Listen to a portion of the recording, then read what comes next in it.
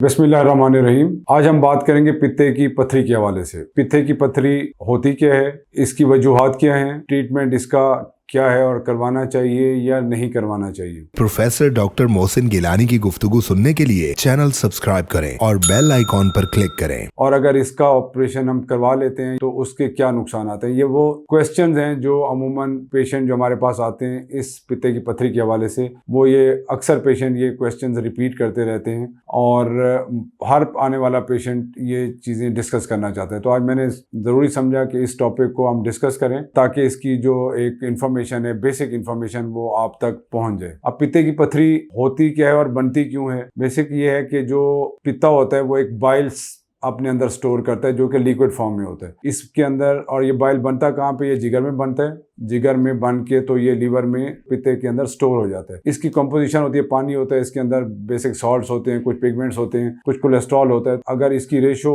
एक यूनिफॉर्मिटी में रहे और एक अपनी अपनी प्रॉपर मिकदार में रहे तो ये लिक्विड फॉर्म में रहता है। अगर इसकी रेशो डिस्टर्ब हो जाए कि लिक्विड कम हो जाए और पिगमेंट, बाइल पिगमेंट्स होते हैं, कुछ सॉल्ट्स होते हैं या कोलेस्ट्रॉल होता है, अगर उनकी मिकदार बढ़ जाए तो वो स्टोन की शक्ल अख्तियार कर लेते हैं और ये स्टोन फिर प्रॉब्लम करते हैं पित्ते के अंदर। अब ये वजह क्या है, क्यों होते हैं। शुरू में तो ये कॉन्सेप्ट था कि फीमेल फर्टाइल 40 फ्लैचुलेंट के 40 साल की उम्र में मोटी खवातीन में ज्यादा होता है और जो फैट्स ज्यादा इस्तेमाल करते हैं उनमें ज्यादा होता है। लेकिन अब इस टाइम पे जो बीइंग अ सर्जन, जो मैंने ऑब्जर्व किया या मेजॉरिटी ऑफ द सर्जन्स ये महसूस करना शुरू हो गए कि सबसे ज्यादा कॉमन प्रॉब्लम जो है वो सर्जन्स के हवाले से, जो सर्जन्स को देखने में मिलता है पेशेंट के हवाले से, वो है पित्ते की पथरी की जो नंबर ऑफ पेशेंट्स है वो बहुत ज्यादा इंक्रीज हो गए। पहले अपेंडिक्स सबसे कॉमन प्रोसीजर होता था, लेकिन अब गॉल ब्लैडर स्टोन्स की सर्जरी सबसे कॉमन प्रोसीजर है। इसकी एक स्पेसिफिक रीजन कोई भी नहीं है कि अगर हम ये चीज करें तो स्टोन ना बने, क्योंकि अक्सर ये पेशेंट पूछते हैं कि जी डॉक्टर साहब क्या वजह है, क्यों स्टोन बन जाते हैं, हमें काइंडली ब्रीफ कर दें। तो ये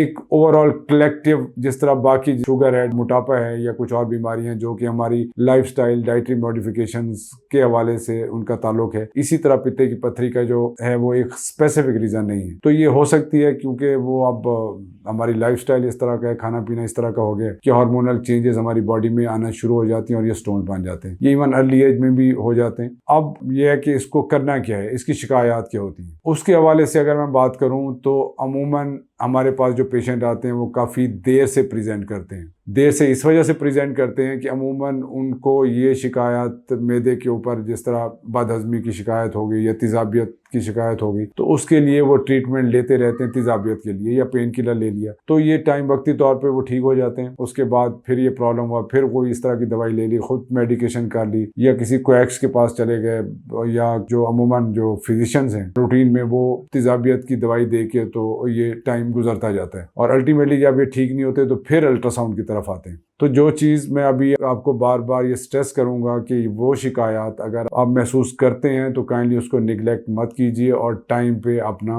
अल्ट्रासाउंड करवा के ये कंफर्म कर लीजिए कि आपके पित्ते के अंदर स्टोन्स हैं या नहीं हैं। तो वो शिकायत क्या हैं और वो किस तरह प्रेजेंट करती हैं और जो अल्ट्रासाउंड है वो किस तरह या कब करवाना चाहिए, और अगर वो सिम्टोमेटिक गॉल ब्लैडर स्टोन्स कहते हैं, वो स्टोन जिसकी वजह से शिकायत हो रही है, तो उसका इलाज क्या है और किस तरह करना चाहिए, ये हम नेक्स्ट प्रोग्राम में डिस्कस करते हैं। और ये मैं बताता चलूँ कि इस हवाले से अगर आपके क्यूरीज हैं, कोई क्वेश्चन हैं, तो ये नंबर नीचे स्क्रीन के ऊपर आ रहा है, इस पर आप डिस्कस कर सकते हैं और हम कोशिश करेंगे कि आपको इसके हवाले से मजीद इंफॉर्मेशन दें। अपना ख्याल रखिएगा। अल्लाह हाफिज़।